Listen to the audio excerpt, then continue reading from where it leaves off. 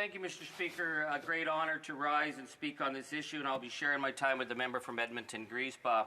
It's fascinating to be in the House talking about an update to outdated legislation to protect civilians, children, from toxic forever chemicals, and see the Conservatives wrapping themselves in defending plastics and toxic chemicals as somehow a vision for a better Canada. It really is peak Conservative. And I think of how far the Conservative Party is today from the Conservative Party back in the days when Brian Mulroney first brought the legislation through.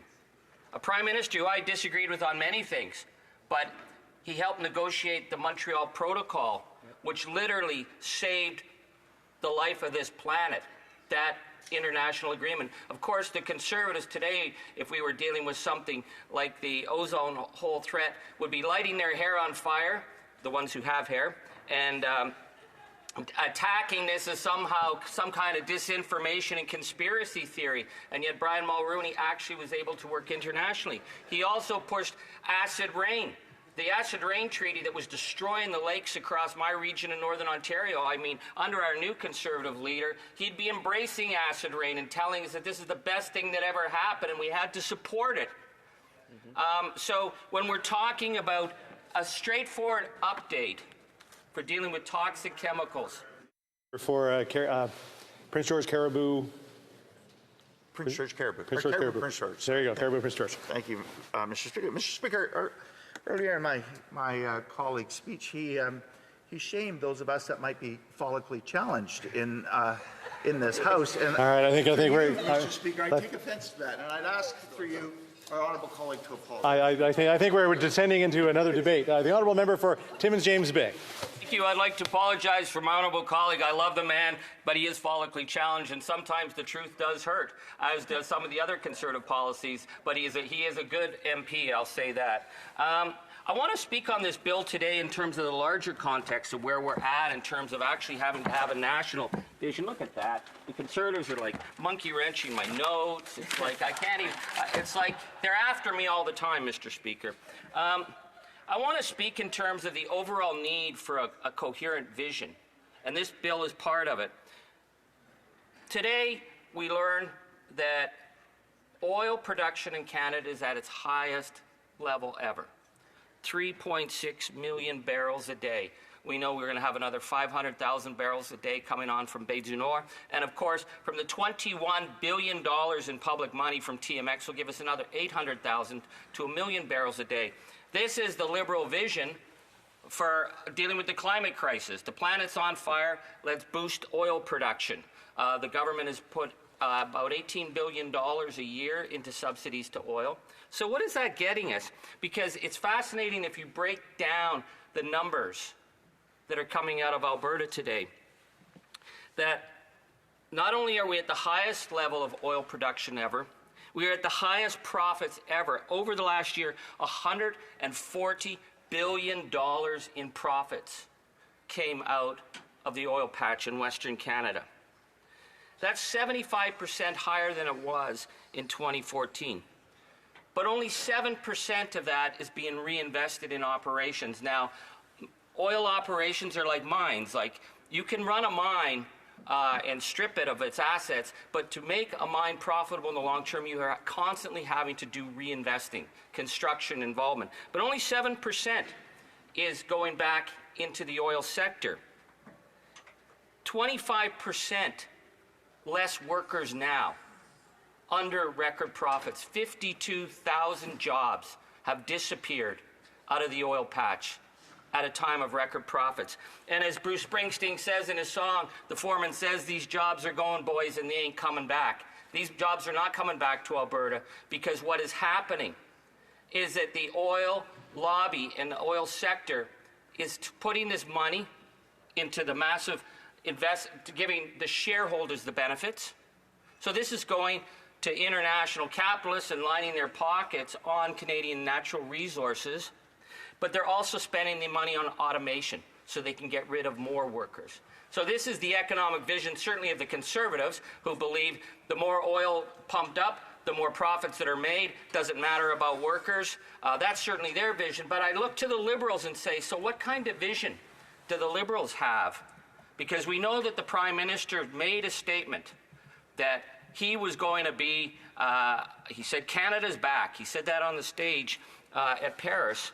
But we've seen no coherent commitment for dealing with environment and also dealing with jobs.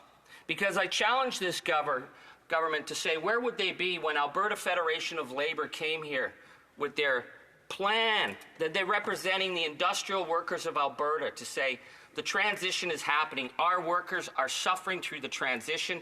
They know that there's a better future out there, and they're asking this government to come to the table and start working on a coherent strategy. Because we hear about the critical mineral strategy. We hear all the government talking about a new energy economy.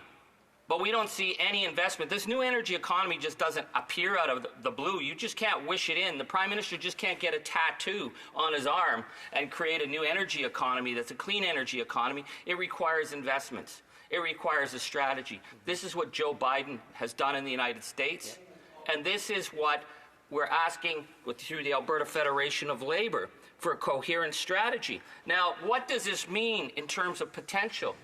Calgary Economic Development did a fascinating report saying that the clean energy economy is $3.8 trillion. Wow. That's the opportunity. And there is no place on the planet that has a greater potential for investing in clean energy right now than Alberta. Certainly Calgary itself is in the top 10 for clean tech investments, but they were saying if we don't start making these investments now, not only does Alberta lose, not only does Canada lose, but the planet will lose. What they've estimated is that if we have a coherent strategy in clean energy, it's a $61 billion opportunity. That's just for Alberta, not counting the rest of Canada that has enormous opportunities as well. 170,000 jobs to be created.